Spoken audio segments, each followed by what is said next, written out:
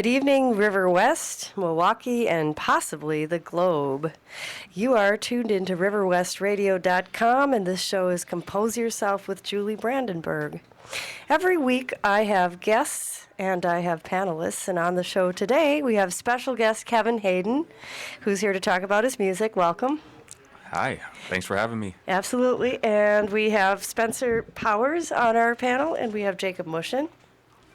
And at this time, I will read the required disclaimer.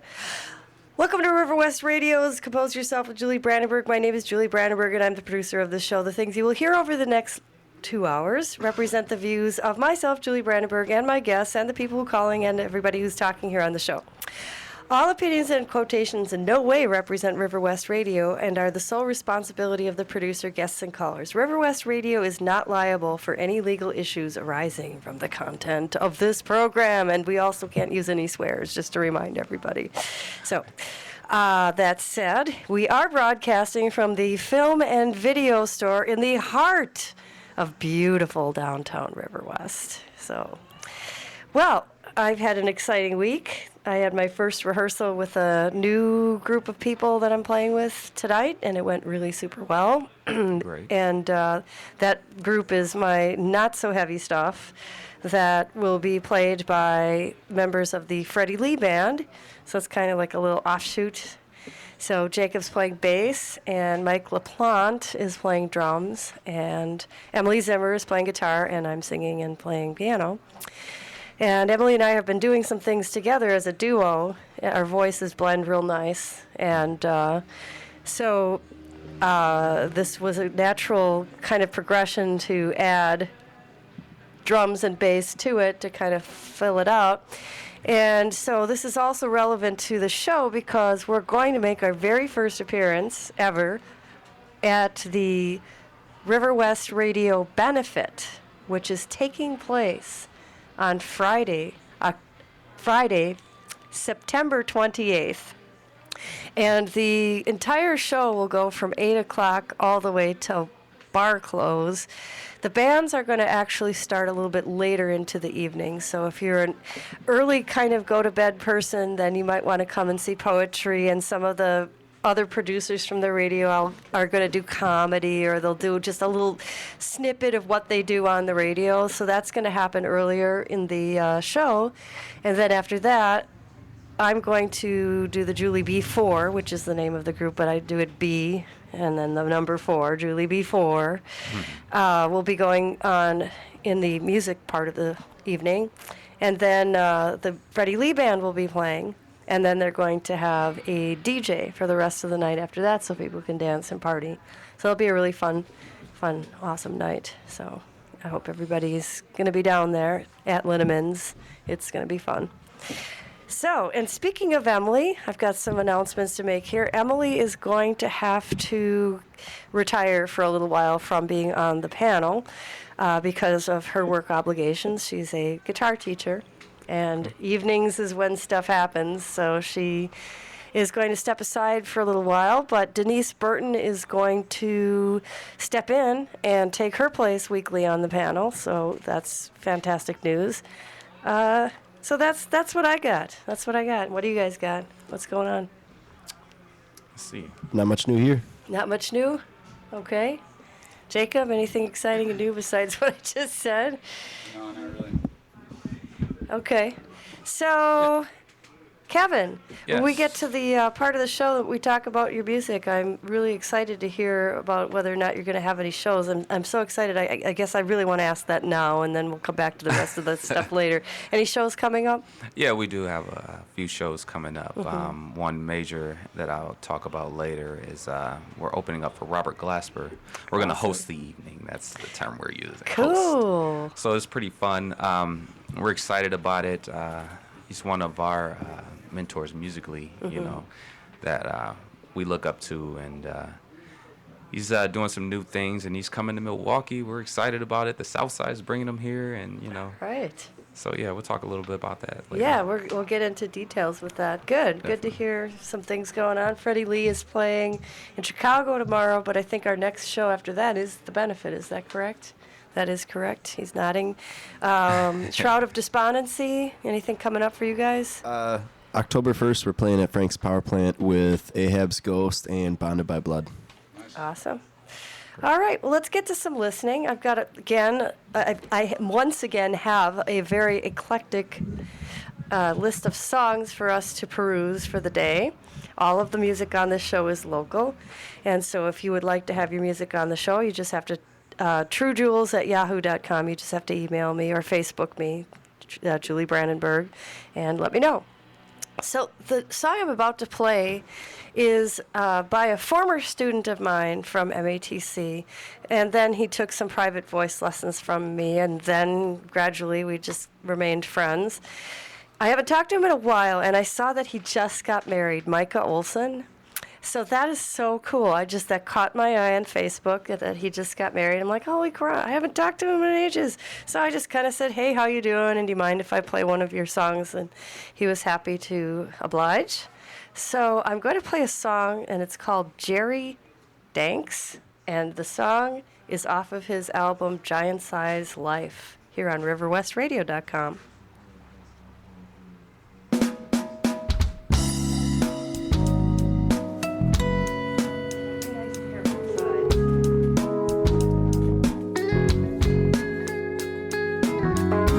Jerry, pack your suitcase.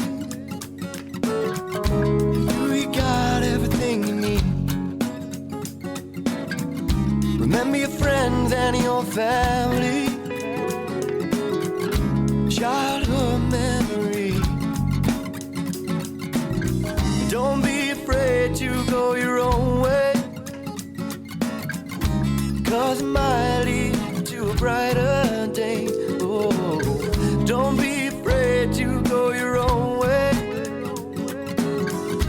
'cause it might be your destiny. What's the hurry for?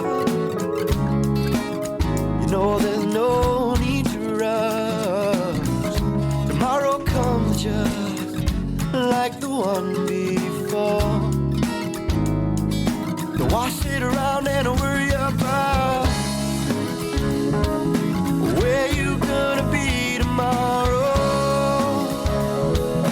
What about when the morning comes? Where you gonna be tomorrow? Take it with the rising sun, Jerry.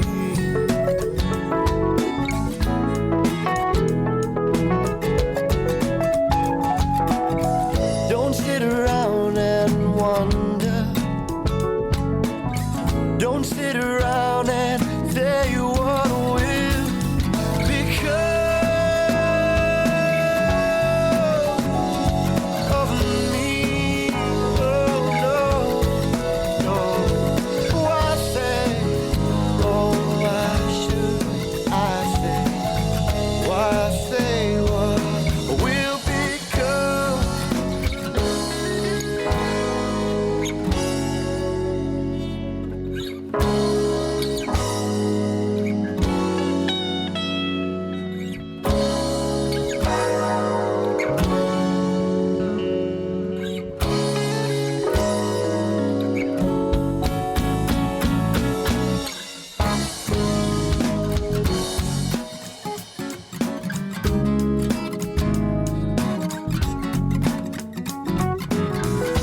Now my friend, you are on your way.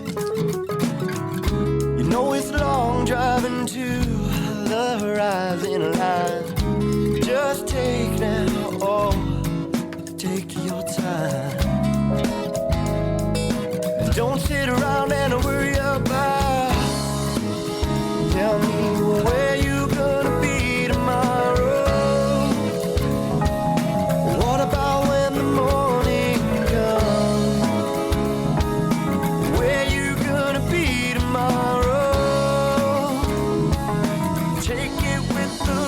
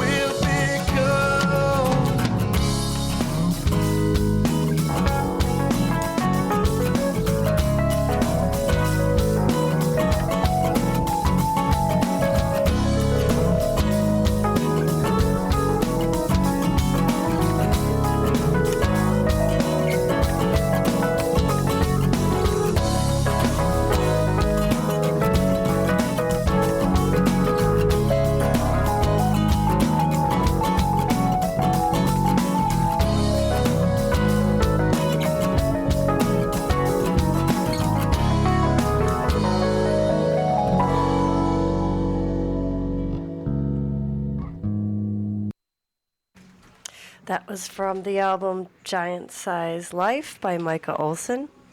And the song was called Jerry Danks. So that's kind of interesting. When we get him in the studio, we'll have to figure out why that song title. On this record, he has a number of people playing with him.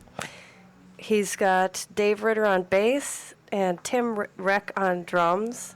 Unfortunately, Tim was another student of mine that's no longer with us, sad to say. Anthony Ramirez is on the congas and percussion, and Eric Lundgren. I just Facebooked him. We just Facebooked yesterday, so I haven't talked to him in a while either. Guitar on that track as well. Guy Fiorentini, who's an old friend of mine, produced the record at his studio. So Micah's the keyboardist? he plays guitar, actually. Oh. Who's doing the keyboard? You know, that's a good question. Well, 'Cause, Jacob says what he wants to say. I'm going to look it up. All right. Because that was a pretty prominent part of the piece, and my favorite part, actually. Yeah, the guy, the man who produced the album, actually gave me the extent of the lessons I had in learning how to play the electric bass. He corrected some technique issues I had when I first started playing, and then I got bored of the whole lessons thing. But it actually went a long way. I've had a lot of success using his suggestions with alternating fingers with the right hand, and I apparently was not putting my left thumb on the correct part of the neck of the bass, and he straightened all that out for me. So I got to give the guy props. Yeah, he's a really cool dude, too. So, to answer your question there, Spencer, this is really not a surprise why we liked these keyboards so much, because you might even recognize this name, Kevin. Okay. Matt Meixner. Oh, yeah. Yeah. Yeah. That explains a lot, right? Oh, yeah. Yep. I haven't seen him in a little while. I need to talk to him, reach out to him, talk to him. But yeah, he's got a great sound. He's a great player. I've seen him a few times with Choir Fight. Me too. We saw them at the Jazz Gallery. Yeah. We ran into each other there. Yeah, Yep. So, yeah. Yep. And I was wrong. Eric did not play guitar on that track.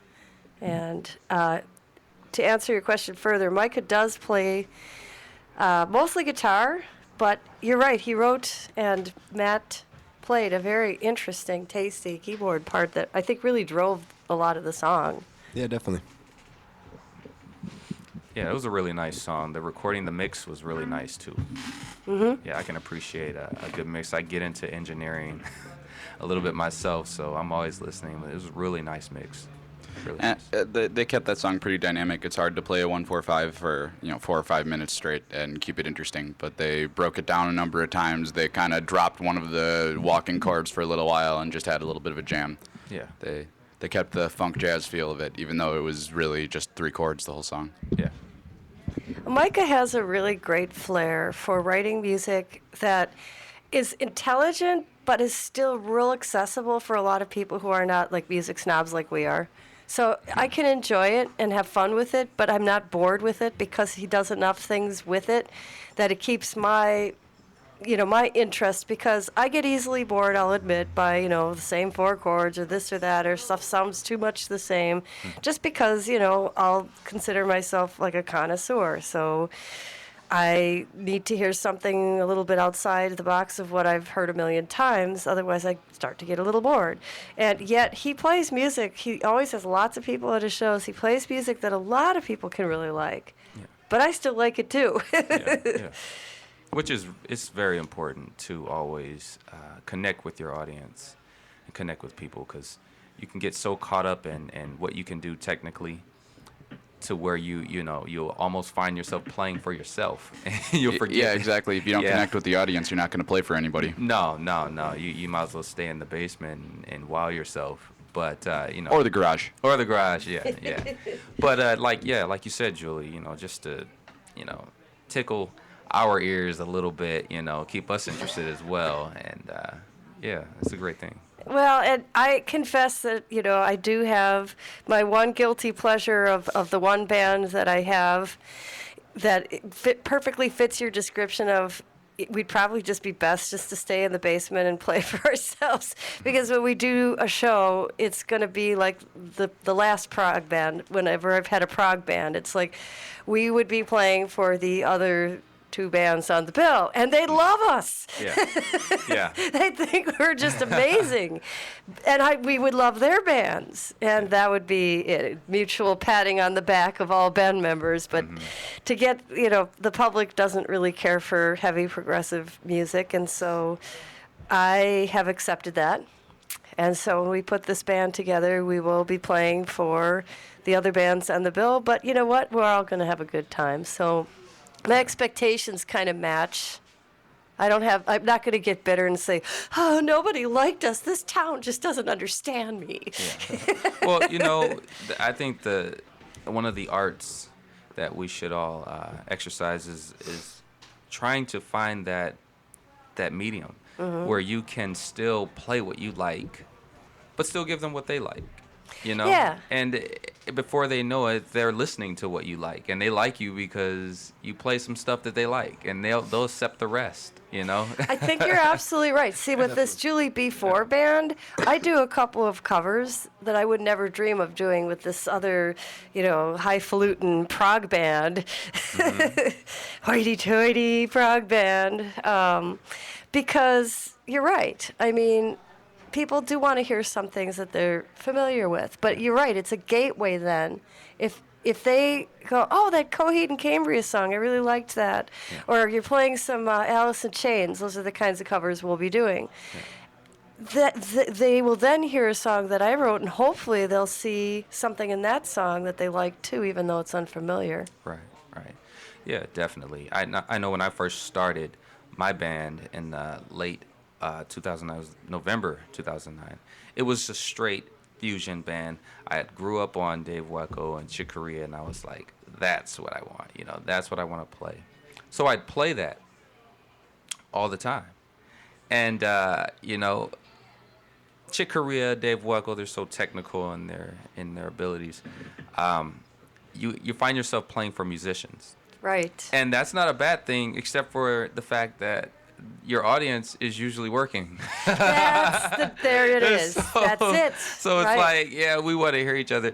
And, when you make it big, you share the ticket with some of your favorite artists. And that's a great thing. Like, you'll actually, have a reason to listen to another band because you're working the same stage, later on. Right. But, at this level where you're really not usually splitting the bill, it's just you. You don't want to find yourself playing for musicians. They got to go to work. Yep. They're not coming to hear you. That's right. I can't agree with you more. Yeah. So that's a good segue into the next thing we're going to hear, which is completely different than what we just heard. This would represent more towards, but I don't sound like this band, but this is more towards what my prog band, if I ever get that off the ground here, is going to sound like. But this is a band originally from Minneapolis, and they've relocated to Chicago. My friend Shane Prendeville is in that band, and he sent me this brand new thing that I think I played at the end of a show, but we never talked about it. So I'm going to play Guzzlemug, and the song is called Leaving the Earth.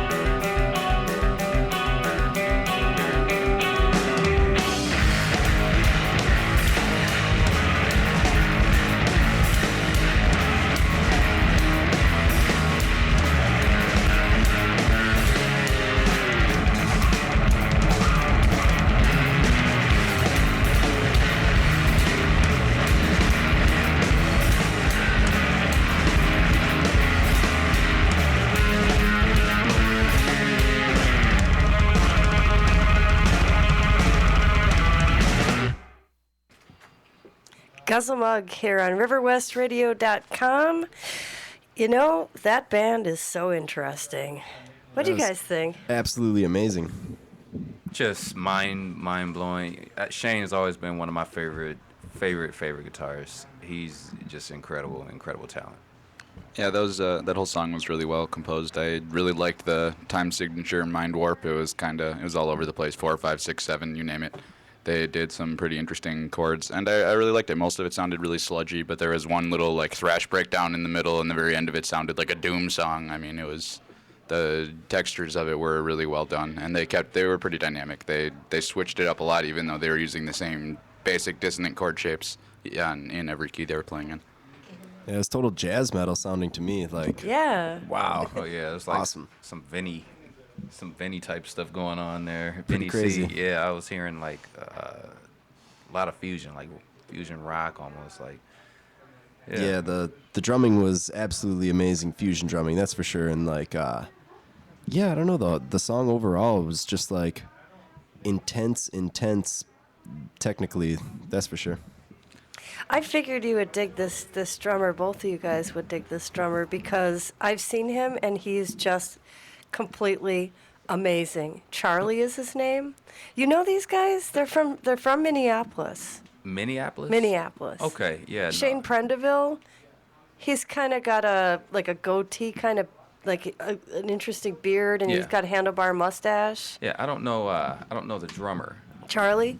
Yeah. And then the bass player is Tom, and I don't know either of their last name. I'm going to have to work on that. And I don't have an album cover to look at, so I'm sort of kind of flying here blind with their names and their information. But all three of them also know Eric Lundgren, who we just talked about, and I think you know him because you went to school at the same time he did.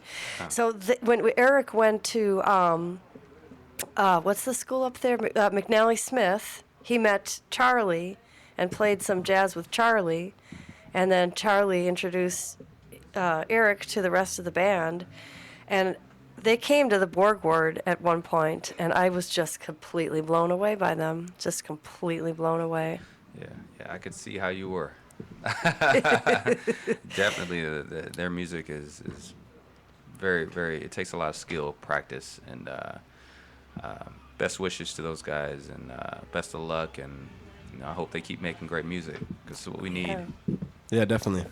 Yeah, they're right in Chicago now. When they were in Minneapolis, I had a reason to not be able to go see them. But really, one of these days, we should just, get a group together and drive down to Chicago. And Oh yeah. Awesome. Well, yeah. I get down there to that area quite a bit. So good. yeah, I'll find them on Facebook. Are they on Facebook Oh, or yeah. Twitter? And Yep. Okay. All the normal places, Reverb Nation. Yeah.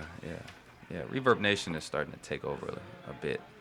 I think they just signed a deal with Facebook or something like that, where they're combining their services and making. They've got like exclusive services where you can announce dates and whatever your tours are, and it'll automatically post to Facebook. Yeah. Yeah. That's really great. I have a Reverb Nation page, but haven't really done anything with it because I just haven't had a band, and my solo stuff, haven't done too much with that in the last couple of weeks because my keyboard was messed up for a while, but now it's back. But Reverb Nation kind of outdid Sonic Bids. Everybody was doing Sonic Bids for a while. Anybody here ever do Sonic Bids? Yeah, I think that's kind of gone now, so.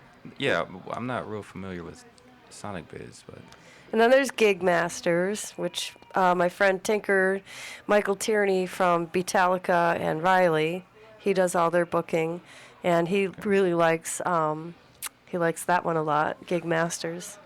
So there's quite a few decent sites. Let's do our segment that we call Shameless Self Promotion. Every week we take advantage of the fact that we are doing this show, and one of us, I play one of our members of this group who is not the guest, something that they're involved with. And this week I'm going to be really shameless and play something of mine And I kind of wanted to play it because I thought Kevin might get a kick out of it, so I picked this one. This has never been heard, partially because it's not really done, but we do that on this show. We play demos and we play, home recordings, and people come in with their, old guitars and they play because we're more interested in just hearing the content.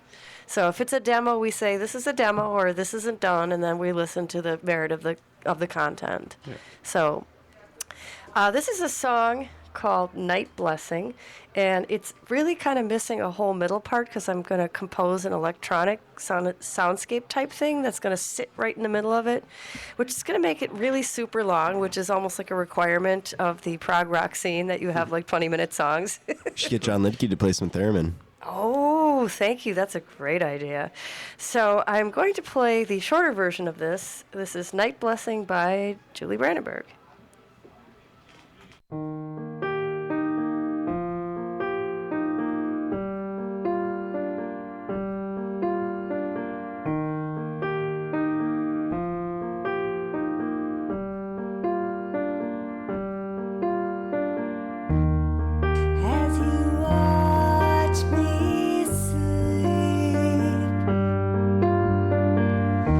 Eyes that never blink and never weep.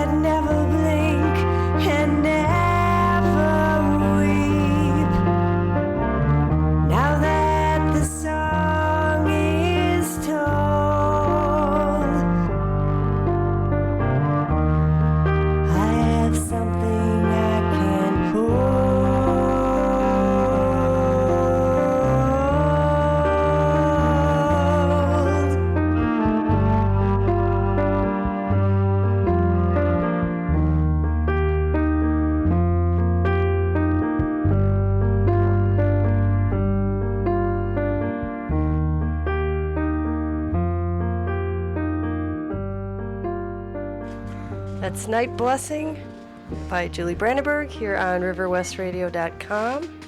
And I got the hoped for thumbs up from Mr. Hayden. Yes. I've been given the seal of approval here. Yeah, I was about to borrow some thumbs from Spence over here, so I could give you more. Yep. It's good stuff. That's you're all too kind. You know what? There was a whole missing vocal part there. I'm like, they're supposed to be singing here. Oh well, it's a demo. It's not done. No, beautiful, beautiful, beautiful, beautiful. Thank you. I mean, you definitely took your time with that.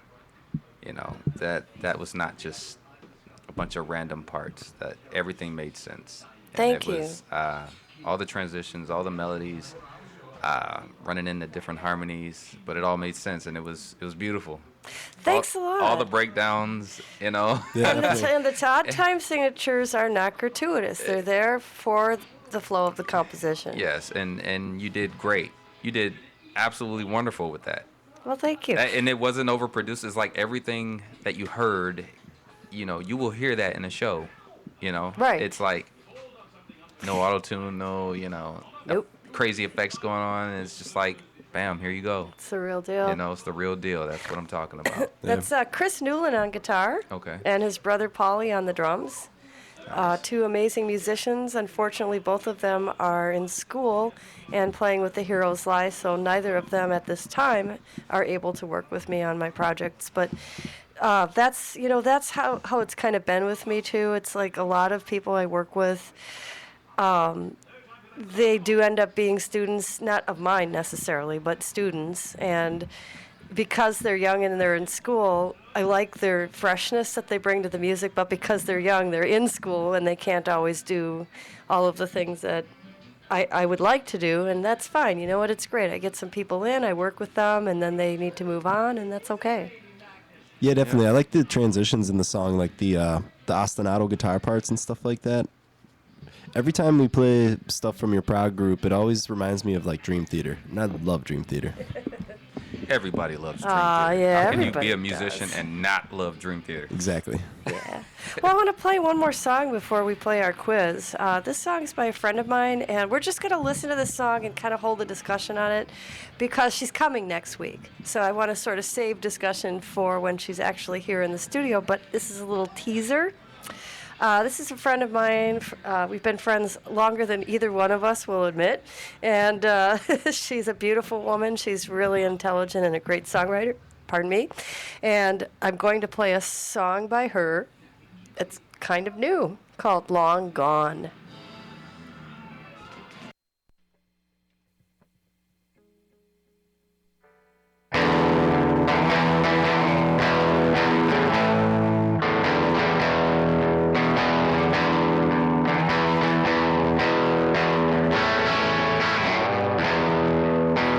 I was invited to drink your wine, fearing the outcome.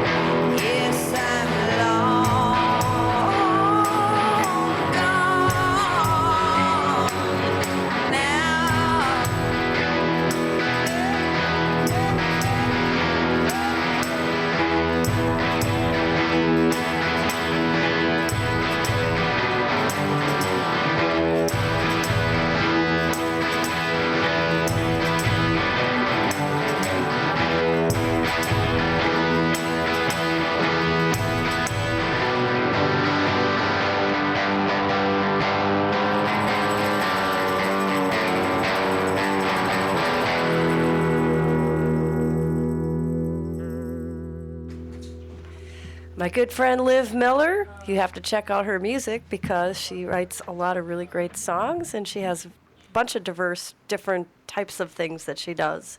So next week's guest, Liv Miller. I think it's about time for our favorite part of the show, one of our favorite parts of the show, for our quiz. And in honor of our guest being a drummer, we sometimes try to pick themes for our quiz. We decided to do an all-drummer theme for our quiz, all drummer information and trivia. So I'm going to hand this over to Spencer, our happy resident drummer, for the quiz. Lay it on us, man. Who was Michael Jackson's drummer on most of his tours? Okay, I don't know.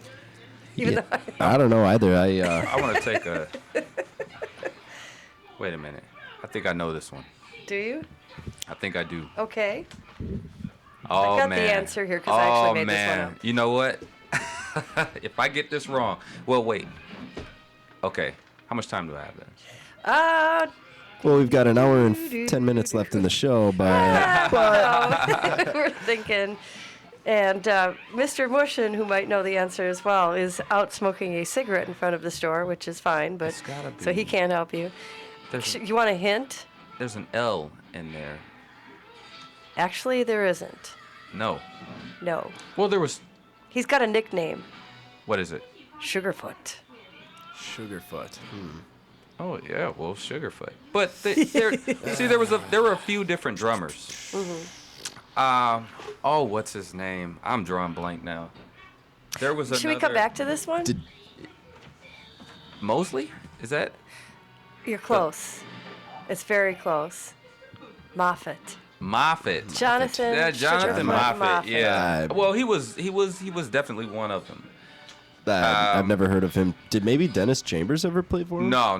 That'd be cool. No, not Dennis Chambers. So I actually made up 2 of the questions, and I was struggling, and then I'm like, why am I struggling? I bet Spencer knows a whole bunch of them off the top of his head. This one I'm going to do real quick, because we actually had this one a couple weeks ago, so they know the answer. But I just thought you might find this interesting. Do you know what drummer actually started Ella Fitzgerald's career? Do you know what drummer that was? I have no idea. That was Chick Webb. Chick Webb. He All was the drummer that was in the 1930s, and he had a very short career, which is why a lot of people, even such as yourself, have not heard of him. Yeah. Because he was sickly. He was born with a congenital illness, and he was very small. But he was very powerful drummer, and he had a short career because he died young. But Yeah. the one thing that he did do is he left behind the legacy of hiring Ella Fitzgerald, and we were laughing a couple weeks ago. It's not funny. I mean, he said to the person who brought him Ella, I'm not going to put that on my stage because she wasn't classically gorgeous or beautiful. I think she was cute, but I mean, that's me. But then he heard her sing. And he's like, never mind. I Yeah. think this will work out great. And she really catapulted him to fame.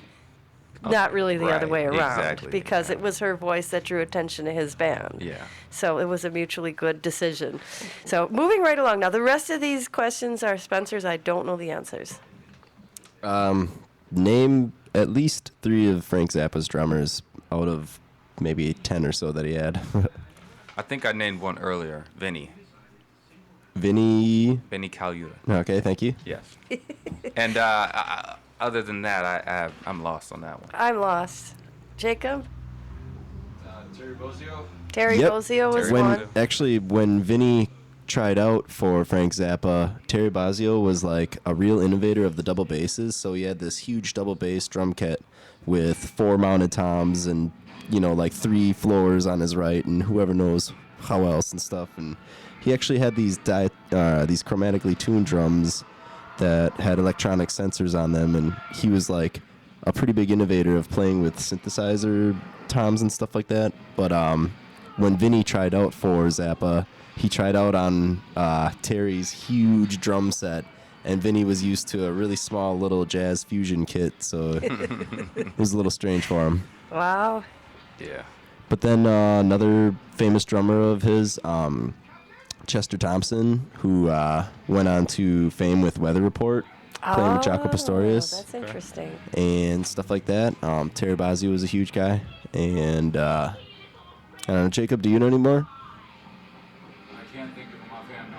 You can't think of any. Like the drummer for the Mothers of Invention was Jimmy Carl Black. He wasn't anything like frenetically amazing at jazz or anything. He was just a real solid drummer and stuff like that.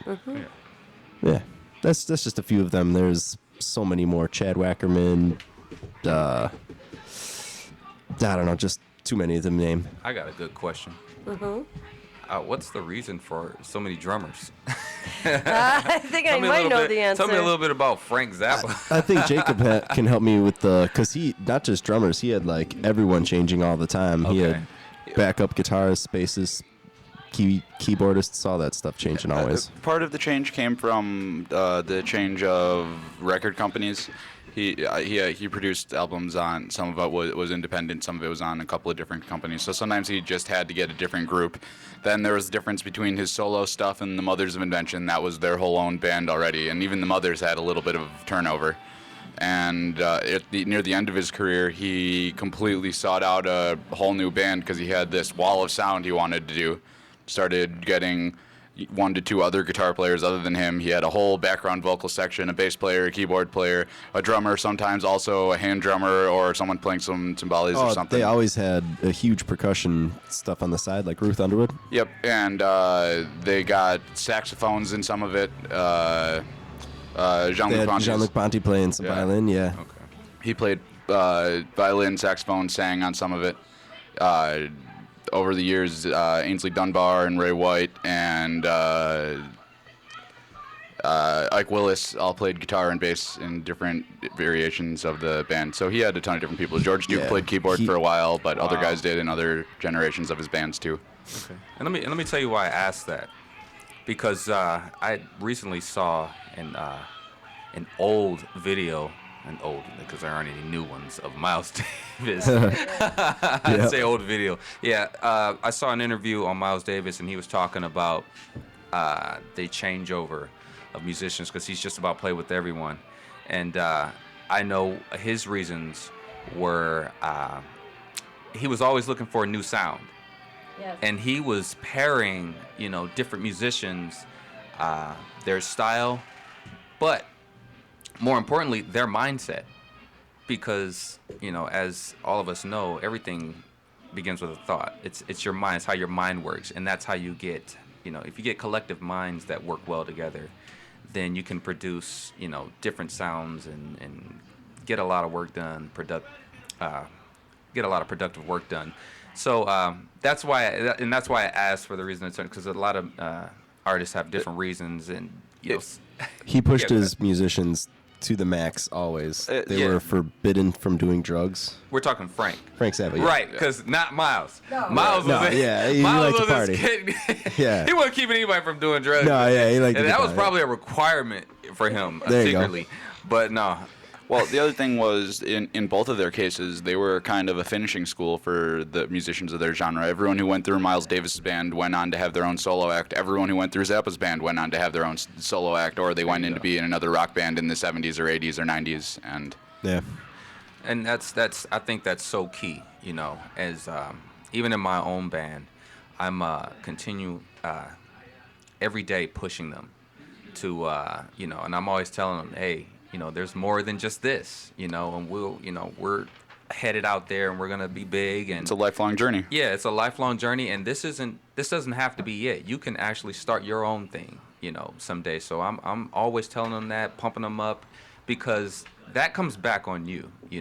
I look at Chick Corea and the Freedom Band. It was that they Return to Forever? Yeah, they got you pull all these guys together. Chick Lenny White, Corea, Al Di Meola, Yeah, Stanley Stanley Clark. Clark. yeah, Yeah. they all got their own thing, So it's like collectively, one giant makes a bunch of other giants, So that's how So you live. this is really why I've had so many different people play in all my bands. Is that what you're trying There to you go, tell me? there you go. Aw, you guys. So Exactly. yeah, it's all about, and I have to make mention of this. A lot of people may not be familiar with a great gospel drummer by the name of Oh my goodness, I'm drawing blank here. I think I know who you're talking about. Yeah, he just passed last night about 10 o'clock. Great gospel drummer, and he passed away. But in his passing, to see all of the Facebook love and all of the good words and the encouraging words about his character and how he influenced others, that's how we're gonna live. That's how our music is gonna live on. Past our lives. Yeah. What we do and what we build and what we leave behind. Do you teach, Kevin? Teach drums Mm-hmm. lessons. I do. I have I had multiple students at once. Now I'm down to one because my student is just so bright and he catches on so fast. He's like 10 years old, and I love the dude to death because he's just catching on so fast. So Right. it doesn't require a lot from me. I just I learn while I'm teaching, but the band is getting so busy to where I had to boil it down to one student, and it's just to stay fresh. And like I said, I learn by teaching. But, I was just going to say that's another way some of us, if Emily were here, she'd be in that situation too. Some of us can kind of enrich, hopefully, people so that someday when we're gone, a little bit of ourselves will still, our influence of teaching someone. That's one of the cool things about being a teacher is, when people come back. I had a really cool experience the other day, and I'll tell the story real quick because I told it already. But this kid came back to MATC. I had him when he was in middle school, and it was a rough school. Yeah. And I'd let him and this other kid play drums during lunchtime in my room, and I'd sit and eat lunch in there to let him do that instead of going and eating with the teachers. Well, I like being with music more than sitting and gossiping with the teachers. So.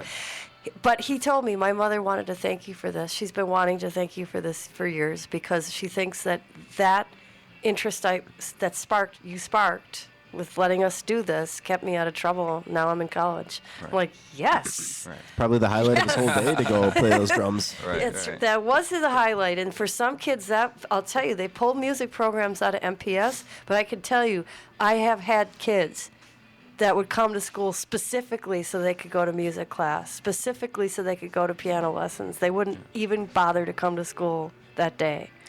And people don't know what they're doing when they're pulling these important programs out of classrooms. That's unbelievable. Yeah. Anyhow, back to fun stuff. Let's do one more Hey. question. Yeah.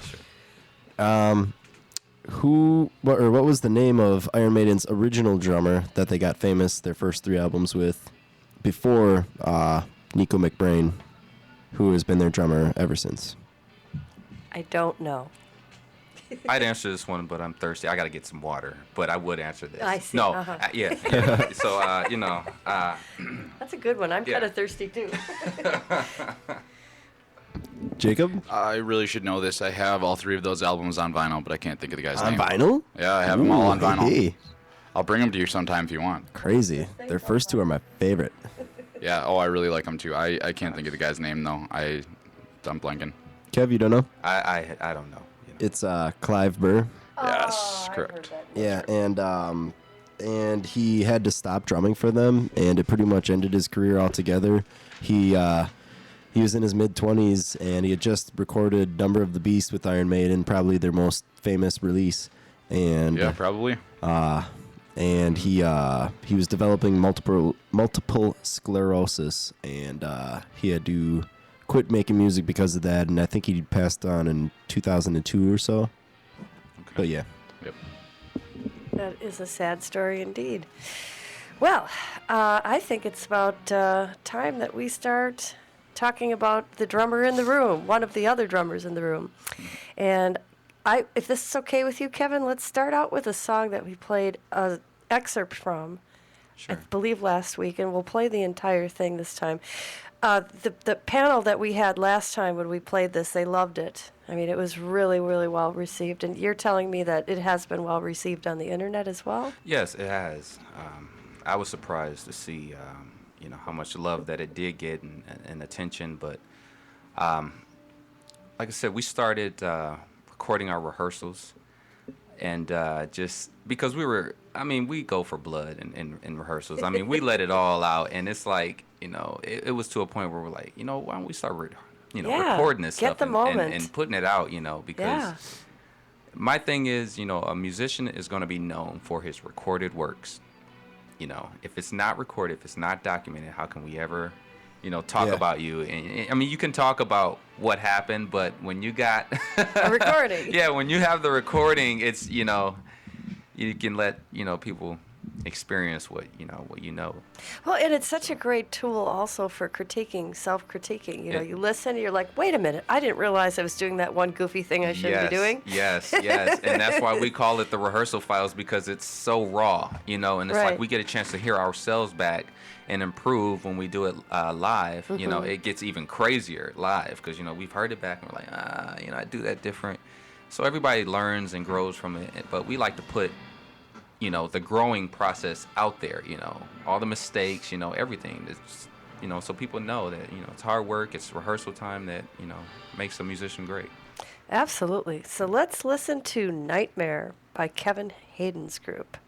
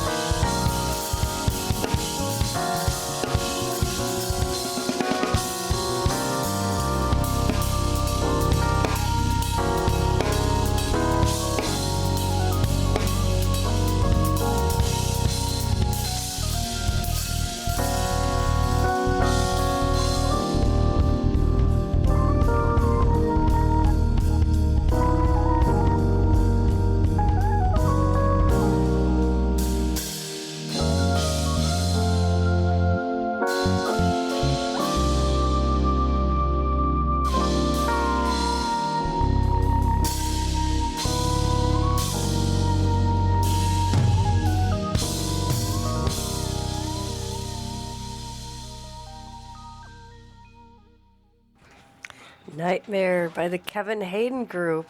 Wow. Good stuff. That was fun to listen to all the way through. Thank you. Again, because I've done that before, but we hadn't done that on the show. Kevin, I just got to say, you're a great player, and yet you're playing with such subtlety and finesse here. You're not playing with flash. You're not showing off. It's subtle, but it's effective, and you're really supporting your team. It's like you're really the backbone that's supporting what is happening. And the bass player, OMG, Yeah. sick. Yeah. We were wondering about that last time. You want to tell us a little bit about your personnel? Yeah. First, let me say thank you for that. That I believe to be accurate description of how I'm playing, and because in my earlier years it was about flash. It was like how fast could I play and like how much I could do on the drums. Now it's like how big of a supportive role I can play, because naturally my favorite instrument is not drums. I just play drums. My favorite instrument is actually keyboard. So the two keyboardists I have are just A1, just phenomenal guys. I'll talk a little bit about Terry Harris Jr. Awesome. Just witty. Awesome. Witty. Go on. Yeah, and I'll tell you this. You should come down to the studio once and just hang out, because how they play is like how they are. Like, these dudes are crazy. They keep me laughing. Like, they keep me young, because these guys are young and they're just full of creativity, in the way they talk and in the way they play. Their minds are always moving. Like I said, Terry Harris Jr., I believe he's 24. And he comes out of High School of the Arts. As a matter of fact, they all do. Terry Harris Jr. His brother, Alan Harris, plays bass. He's younger. He's 23. And the baby of the group, which you heard, the Keytar Synths, he's out of High School of Arts as well. He's only 18. That's Quentin. Wow. Quentin Gullidge. Yeah, I call him Boy Wonder. He's just phenomenal. And like I said, it's just a great group of guys. And they all want to work hard. They all want to play meaningful music. They all want to make a difference. They all want to be remembered. They all want to be known. And they're willing to not cut corners and take the necessary steps to be heard. And I just count it a privilege and an honor to work with them. All of us have strong, like, we're all from church, so we have very strong gospel backgrounds. That is us. That is where we started. It all comes from the church. So our gospel influence on everything we do, like everything we do now, is rooted in jazz. But our background, I can hear the Okay. gospel in there, especially Yeah. with the way the voice chordings are on Yes, the keyboards. yes. That's he rolls through those chords very gospel style. Yeah, I love that kind of playing. It's just so, I don't know, it's serene. It's serene. Did you write the tune? Who wrote the tune? The tune is by a drummer named Samir. He actually wrote. No. I'm sorry. Let me take that back. That's not by Samir. The tune, I heard Robert Glasper play this tune once, and it was untitled, actually. And I think it was something they just made up in the club or something like that.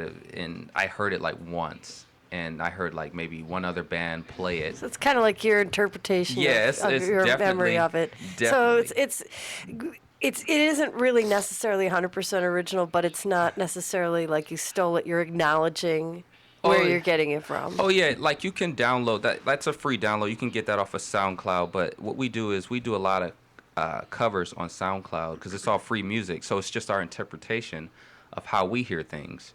But it's definitely a more electric feel to the song, and like you said, our gospel roots are definitely like all over it. All the R&B we taken in over the years is just in there. It's just a collective effort, from all the music we've taken in, and Yeah, there were some kind of tricks of the trade out of gospel and soul music in there. The starting the drum beat out with that little ostinato was pretty cool, and then as the song was progressing, it was the same 16 bar progression or whatever it was over and over again. But they Yeah. kept on. It was really dynamic. It varied in intensity. The syncopation varied a lot, Right. and as it was going through, I started hearing little paradiddle fills over the course of the more intense instrumental breakdowns. Right. And it just kept on building up and breaking down again tastefully, and then they would highlight a different part of the dissonance and consonance the next time through than they did each previous time. There you go. I'm a bit like Julie. She gets bored. We like to keep it interesting because, like you said, it's the same 16 bars, but it doesn't sound like it. No. Right, it keeps Be- on changing. It's all Right. improvised. Exactly. With dynamics and different voicings, it's just a wonder. And what you don't play on drums, I'm sure Spence can, he can definitely attest to that. What you don't play on drums can make everything just a world of difference. On every instrument, a lot of the time Yeah. people are just a little bit too busy, and if you leave that one note out, then it makes a huge difference. Yes. Yeah, it's true. But then again, I don't know. I play in this black metal band, and it's kind of like we're going for the wall of sound thing. Yeah. Like I'm not supposed to stop ever. Yeah. Yeah. Well, definitely you do whatever the gig calls for. Right. But, so there where the energy is high, Definitely. you But like the varying syncopations, like Jacob was talking about, is where you get the funk sound, and that's what I really love. Yeah. When I'm not playing with my black metal band, what I consider myself to play, I guess I call it speed funk, because I Yeah. really love funk and really love like jazz and the complexities of all that good stuff. But I like to play really fast too and all that good stuff. Cool. Yeah. So yeah, that's a little bit about the bass player? The bass player, Alan Harris. He's second to the youngest of the Okay, group, but amazing. brother to Terry Harris Jr., younger brother, and he came aboard last December, and because our old bassist Evan Padon, I don't know if you're familiar with Evan Padon. Right now he's out. He's playing a couple different bands out there. I'm not sure I know. The name kind of sounds familiar from here. Yeah, Okay. you look him up, he's everywhere. Great player. He just moved on to do other things. And, Alan was right there, and it was like, hey, man, you want to Yeah. step in and fill some shoes? And he was like, yeah. Now, what type of bass is he playing? It sounds like it's tuned down lower than the normal 4-string bass. Yeah, he's playing a 5-string Fender P bass. So, yes. And 5-string bass has one extra low string on it. Yeah. It has a B string below the E, A, D, and G. It's still tuned in perfect fourths, but it gives you that extra 2.5 steps of range below the E, which is what you standardly would tune to in rock music. Yeah, and I don't know if he detunes. Well, you don't this. even have to detune it with the 5-string. It just the lowest string is 2.5 steps below what would be the lowest string on a 4-string. Okay. Yeah. Yeah. Some people detune. I don't know if he does that or not, but yeah, that bass sounds amazing. I love that bass. I always like the detune sound. Some of my favorite bands did the detuning thing. Black Sabbath detuned. They would tune their E string down to a C sharp Yeah. in the mid '70s, and then a whole bunch of bands followed suit, tuning even all the way to just tuning down to B, playing B E A D as their bass. It's pretty crazy. Yeah. And unfortunately, Spencer has to go to work, so thank you very much for being on Take the it show easy, man. again, Spence. Have a good drive to work. And we're going to continue on by listening to some more music. So you brought some things in for us to hear. So this is new. I haven't heard it. Awesome. Is this another rehearsal recording, or This- tell us a little bit about it? Yeah. Everything I'm gonna play tonight is from the rehearsal files that we've been doing. We've been releasing music on SoundCloud pretty frequently, and maybe in a couple weeks we'll be releasing another one. Under your name, SoundCloud Kevin Hayden. Yeah. And your last name is spelled Hay, like hay, making hay, and DEN. Right. Is that correct? Right, so it's soundcloud.com and then / Kevin dash Hayden dash trio. And Okay. once you get the SoundCloud, you can just search Kevin Hayden Trio and all the music will pop up, and it's free. It's free music, Awesome. So this next one that we're gonna listen to also got a really big response. So I wanna play this one. This one is by a group called Little Dragon, and this song is just amazing. I mean, it's very emotional, very emotional. And the singer that recorded this with us, her name is Alicia Miller, and she's around the city, and she's just a great vocalist. She was in American Idol Oh, wow. competition, yeah. So she's Nice. done a few things and worked with some pretty big names, and we're proud of her. And we work with her frequently. And man, I'll let you all be the judge. All of it. I'll right. just play the song. What's the name of the song? The name of the song is called Twice. Twice.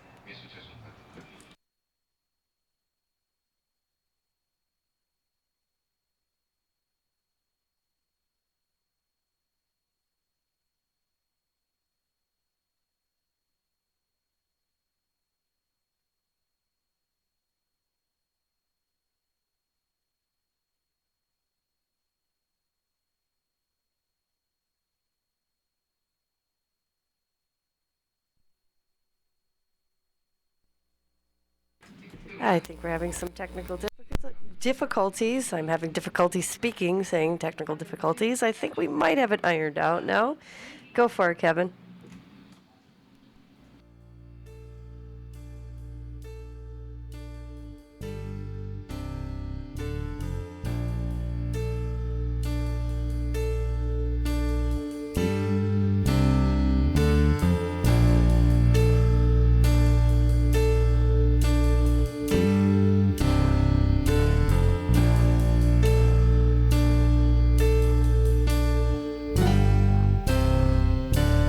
Twice I turned my back on you. I fell flat on my face but didn't look. Tell me, where would I go? Tell me what led you on, I'd love to know. Was it the blue night gone fragile? Was it about the moon and wonders let it go and under? Was it the light waves so frightening? Was it the two wheels, one mirror holding us still alive?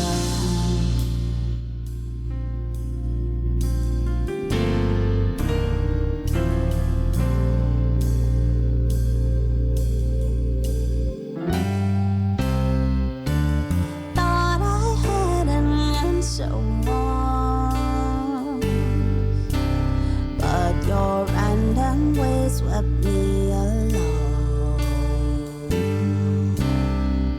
Colossal signs, so I got lost with so many lovers singing songs.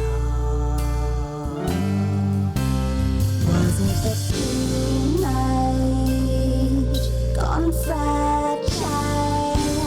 Was it about the moon and wonders let it on under? Was it the light waves so frightening? Was it a two-wheel, one mirror holding us still alive?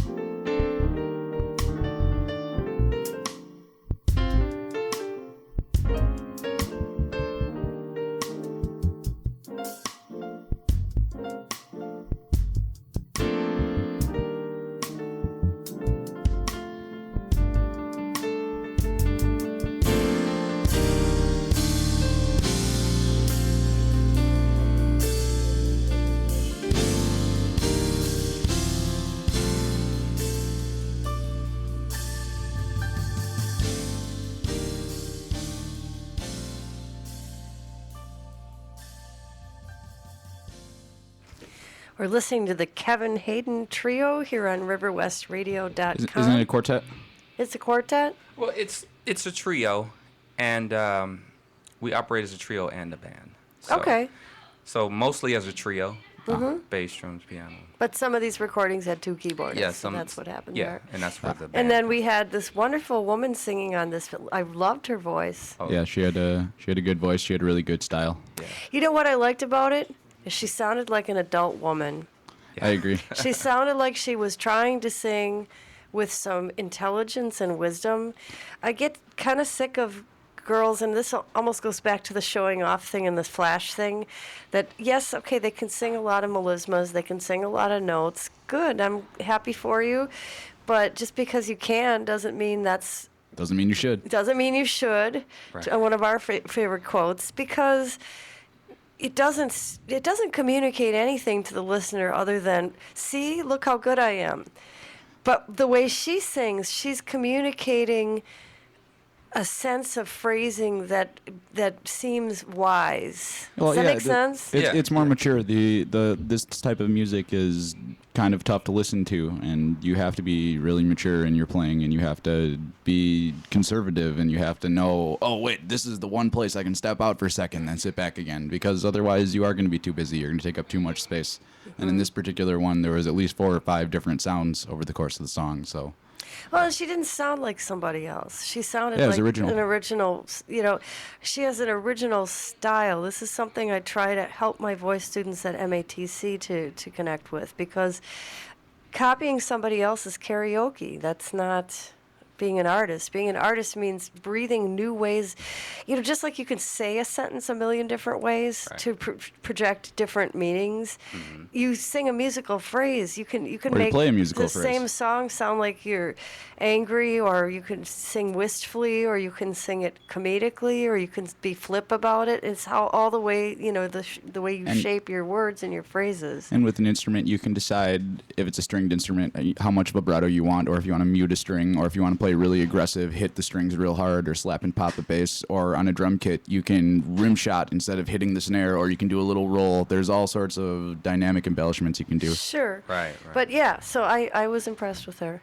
I liked Yeah, her singing. yeah. I thought the keyboards worked really well together on that. I thought I heard 2 different keyboards doing some chord harmonizing. That was pretty cool. Yeah, it was actually one keyboard, and he just added a patch to it. So just Okay, one cool. button. Just, Yeah. Well, by himself, he yeah, sounded really good. yeah. Yeah. So, Playing with both hands. yeah, we're careful with adding multiple keyboard parts. If we can't play it live, we stay away from it. Right. Yeah. And That that's makes sense. that's really smart. If you're Yeah. going to record stuff, you should be able to play it live, because Yeah. you never know when someone's going to ask, "Hey, can you play that one live?" Exactly, and you don't want them to, feel like they're missing something. Right. So if they like what we can give them, organically, then they'll love us live. They won't be That's missing right. anything. So Well, that really was a treat. Now you have another treat for us. yeah, let's see here. you- I'm really trying to decide which one to We, play. he's got so much music to offer. While he's deciding, I will mention that, once again, you can, for free, own this music yourself, just simply by going to SoundCloud and searching for the Kevin Hayden Trio. I also wanted to mention that this show does archive and podcast all the episodes, so you can go back and listen to our comments that we made about your songs from last time. And was it last time or the week before? I think it was last week. Last week. And of course, listen to the various guests. We've had some really amazing guests on the show, for weeks now. And so please feel free to podcast old episodes. Leave us any feedback you might have. Yeah, at truejules@yahoo.com. TRUEJULES@yahoo.com. So, Kevin, what do you have for us? Let's see. We're gonna do something off of Paris, which is the album that we released this March. Okay. And I'm trying to decide. I don't know. Well, I don't. I can't help know you, what man, because I can't see what you have there, You know and what? I don't know. I'm gonna pick a good one here. Let's see. Well, I'm sure Awesome. they're all good ones. Okay, yeah. Oh, no, Yeah, yeah. The other 3, they're bad. This one's the good one. yeah. I'm sure they're all good ones.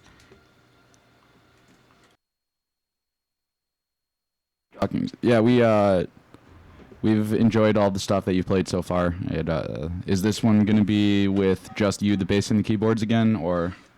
This one actually features a saxophone player, Eric Shore. Actually, Okay. you know Eric I from the do, area. yeah, he yeah. is incredible. Oh my goodness, he's And good. Yes, yes, yes. Yes. And like I said, it's from the album and it's entitled "So What." We know Miles Yeah. Davis, "So What." right. So again, our spin on it, and It's a nice little illusion. Okay. and oh yeah, it's great. When we love what Eric did, and Eric he works with us from time to time. It's been a while, so we got to get him back in the circle. I think But Eric's just a great guy. I mean, just a great player, and everyone loves tenor. Everyone loves. I was tenor. gonna say, who doesn't love a good Yeah. sax solo? Tenor, it just gets down in your soul. Those when it gets low, it's just right there in your stomach. So You bet. yeah. What's this but, called? This one is called "So What." Oh, so okay. Right on. So it's very exciting to hear brand new music that I have not heard. And next week we'll be listening to the music of Liv Miller. She's one of the artists we listened to earlier today. And as we're still downloading the song, I will mention that you can podcast the show. I mentioned that.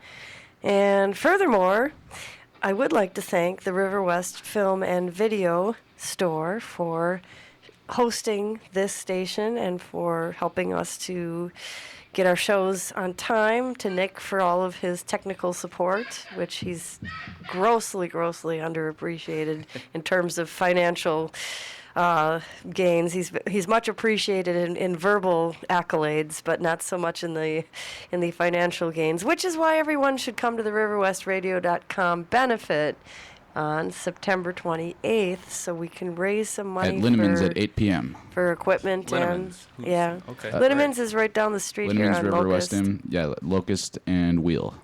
Okay. Tell me a little bit about that. It's going to be a very eclectic night. It's going to be, as I mentioned earlier in the show, producers from the show are going to do little snippets of what they do.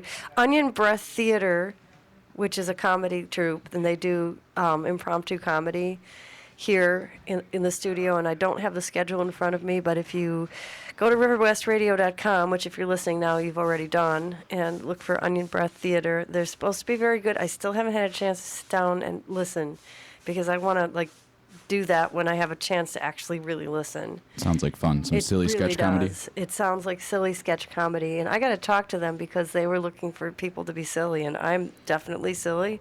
So I'm thinking I might call them and say, "Can I come on the show and be silly?" Yep.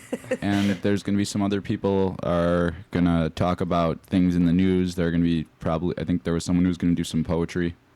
Yes, And- definitely.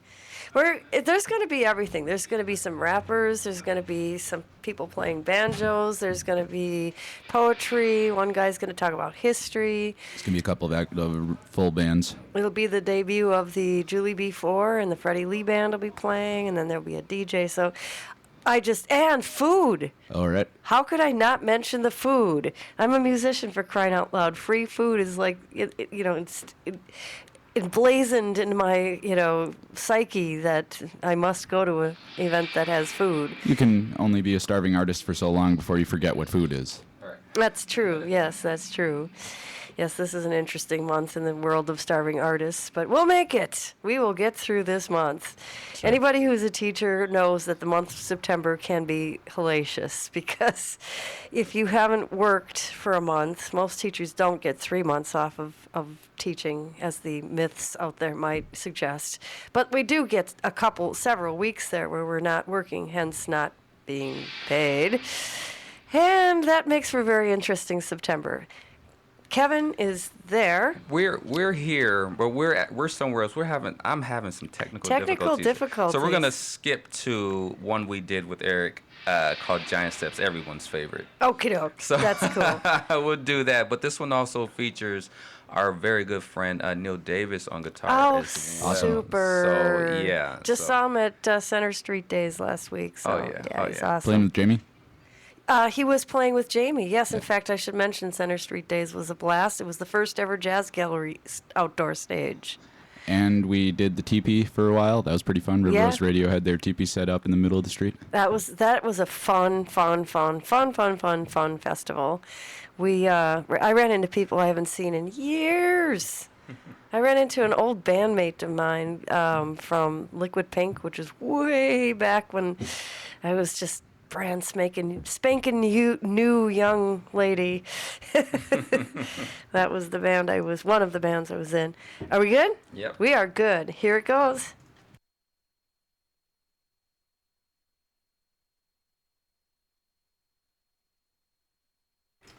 We were almost there. Almost there. Yeah, the technical This is- difficulties are Technical frustrating. I won't say what phone this is. Don't say what phone that it way is. no one gets. There we There we go. go.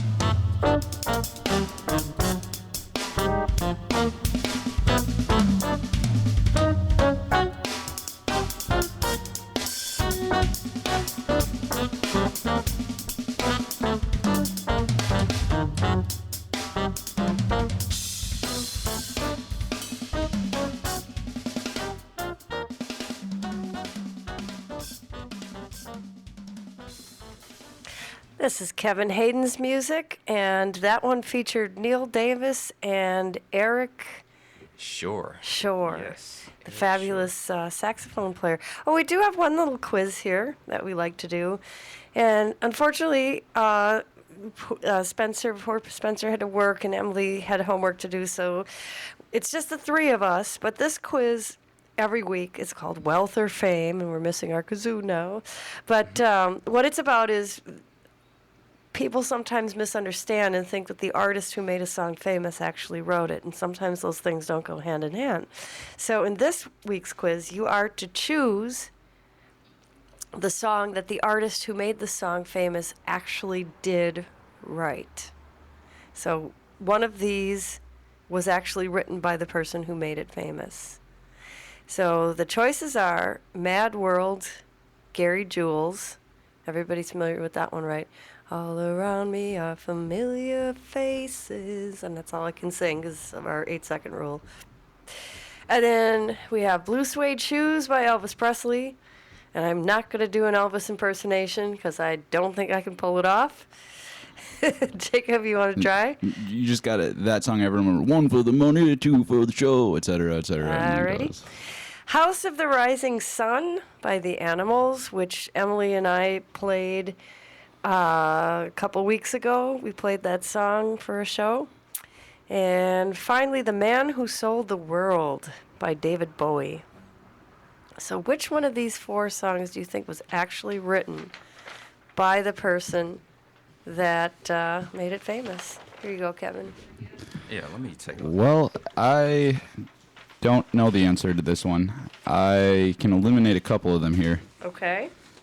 As far as Mad World goes, I definitely do remember the Gary Jules version, but I have no idea if I remember hearing a version before that or if he didn't write it. Blue Suede Shoes, I know I heard a rockabilly version of that before. I remember hearing Elvis Presley do it. House of the Rising Sun, I can say the same thing. I remember a version of House of the Rising Sun before the Animals would have released it. And The Man Who Sold the World, I have I don't remember hearing anybody play that other than David Bowie, and he usually did write his music. So I'm kind of torn to. That's the one I'm leaning toward. I think David Bowie did actually write The Man Who Sold the World. Alrighty. What do you think, Kevin? I think that if someone wants to practice reading, that's what this list is good for. Because I have no idea. I really didn't know these either. I am lost in the sauce. That's what they would tell us when we were in the Marines. You're lost in the sauce. You don't know what you're doing. You don't know what's going on here. No, I have no idea. Let me tell you, the only artist that I'm even familiar with is Elvis Presley, which gives me, incentive to expand my musical horizons, because I know of a few artists out there, but I'm gonna go home and Google these names. Actually, that's what I'm gonna do. The Animals, you probably heard a number of songs from. You've heard this stuff. I'm you sure just don't know you heard I'm sure it. if I've heard the songs, Oh, but yeah. the actual pinning the song to the artist is always a challenge. Well, and that's kind of that's what this little game is always about. This one I didn't think you did some good deduction there, because I didn't think you guys would get it, because these are somewhat obscure, some of these songs. The only song on here that I actually really, really like is that Mad World, and everybody knows the Gary Jules version. If you Google it and you listen, that's the one you'll hear probably. But actually, I didn't know this, but it was recorded by Tears for Fears, and it was actually a hit in 1982, long before the 2003 Donnie Darko appearance. It appeared in the soundtrack to the Donnie Darko movie. And it also appeared in a number of commercials for Call of Duty video games. So that's the version I think a lot of people are familiar with. And interestingly enough, when I looked at the sheet music for it, even the person who manufactured the sheet music got it wrong. And that's part of the reason for this little segment, because as a composer and a songwriter, it would drive me nuts if I sold my song to some 18-year-old and then forever it would be known as her song or his song. Because, hey, come on, Yeah. Some people just sing and they don't write. So the correct answer, Jacob, you did get it right, because we do have to wind down here.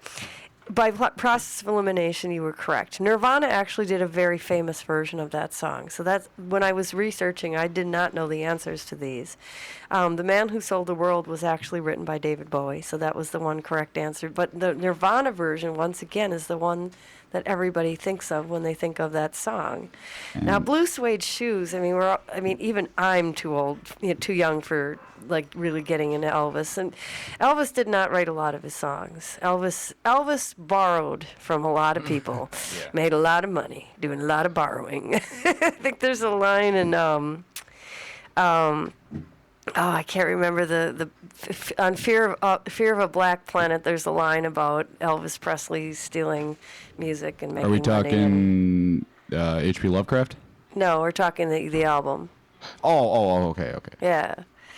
So anyhow, the House of the Rising Sun. That's an old standard, actually. So the Animals kind of made that their own.